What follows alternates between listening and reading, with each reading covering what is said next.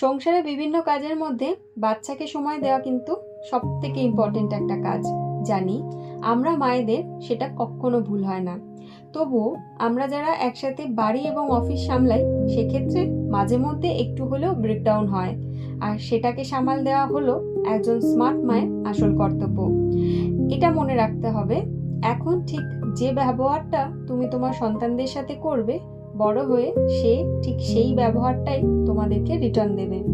কাজেই বাচ্চার জন্য তো বটেই, নিজেদের ভালোর জন্যই কিন্তু এখন থাকতেই নিজেদের বাচ্চাকে সব থেকে বেশি ইম্পর্টেন্স দেওয়াটা অভ্যেস করো। আচ্ছা, তোমাদের ছোটবেলার কথা মনে আছে?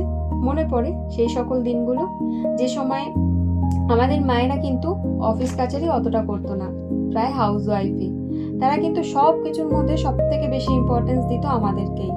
তাই এখন আমরাই বেশিরভাগ মানুষ নিজেদের মা বাবাকে সেইভাবেই ইম্পর্টেন্স দিয়ে থাকি। হ্যাঁ, এখনই বলবে তো, তাহলে কেন এত বৃদ্ধাশ্রম, কেন সেখানে মায়েরা থাকে, বাবারা থাকে?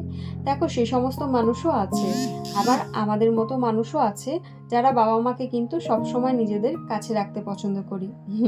সত্যি এখন মনে হয়, বলো কেন যে বড় হলাম, ছোট হওয়াটাই অনেক ভালো ছিল। এই দেখো, তোমাদের সাথে ছোটবেলার কথা বলতে বলতে নিজের পরিচয়টুকু দিতেই ভুলে গেলাম। যাকে যারা নতুন তাদের বলি, আমি মৌসুমী, আর যারা আমার নিত্য সঙ্গী তারা তো জানো। তোমাদের সাথে গল্প কথায় আমার বেশ খানিক সকাল গড়িয়ে বেলা হলো। কিছু কাজ এখন হলো বটে, তবে এখনো বেশটা বাকি। সকালের বাসি কাজ সেরে মা মেয়ে মিলে চা খাওয়ার পর্ব মিটিয়ে নিয়েছি। এবার রাকাকে পড়তে বসানোর পালা। এই যে কি কঠিন কাজ, সে কি বলবো। কত যে নিত্য নতুন রঙিন গল্প আমাদেরকে বলতে হয়, তার কোনো ইয়ত্তা নেই। মাঝে মধ্যে তো নিজেই হেসে ফেলি বুমচাং বোঝাতে বোঝাতে। ওর যেমন প্রশ্নে শেষ হয় না, আমারও তেমনি যুক্তির অভাব নেই। তবে একটা পড়া যদি রাকাকে দুবার পড়তে বলি, ওর ভীষণ মুখ ভার হয়ে যায়, পড়তে কিছুতেই চায় না। আগে এটা নিয়ে অনেক অনেক বেশি জ্বালা আমাকে ভুগতে হতো, সেক্ষেত্রে এখন বলবো অনেকটা কম। এর একটা রিজন আছে। কি বলতো, আগে না রাকাকে মেডিটেশন করাতে একদম পারতাম না, তখন তো অনেকটা ছোট ছিল। এখন একটু বড় হয়, একটু বুঝিয়ে দিনে 24 ঘন্টার মধ্যে 5 মিনিট হলেও ওকে আমি মেডিটেশনে বসাতে পারি।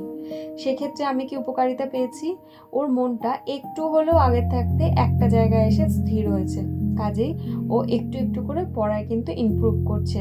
আগে যেমন একদম কিছু পারতো না, এখন আস্তে ধীরে সেগুলো রিকভার করতে পারছি। তোমাদেরকেও এই বুদ্ধিটা দিলাম, তোমরাও নিজেদের বেবিদের কিন্তু একটু করে হলেও মেডিটেশনের অভ্যেস করাও। 24 ঘন্টায় যদি 5 মিনিট করে, তাও দেখবে অনেকটা ইমপ্রুভ করবে। নিজেরা তো করবেই, বাচ্চাদেরও কিন্তু ভীষণ ভালো এফেক্ট দেয় এটা। চলো, তোমাদের সাথে গল্প করতে করতে আমার সকালবেলাটা কিন্তু প্রায় কমপ্লিট। এবার রান্না করতে যাওয়ার পালা। আমি গেলাম রান্নাঘরে। তোমাদের সাথে আবার নতুন একটা ভিডিওতে দেখা হবে। চ্যানেলটাকে সাবস্ক্রাইব করে পাশে থাকতে ভুলো না কিন্তু। আজ আসি।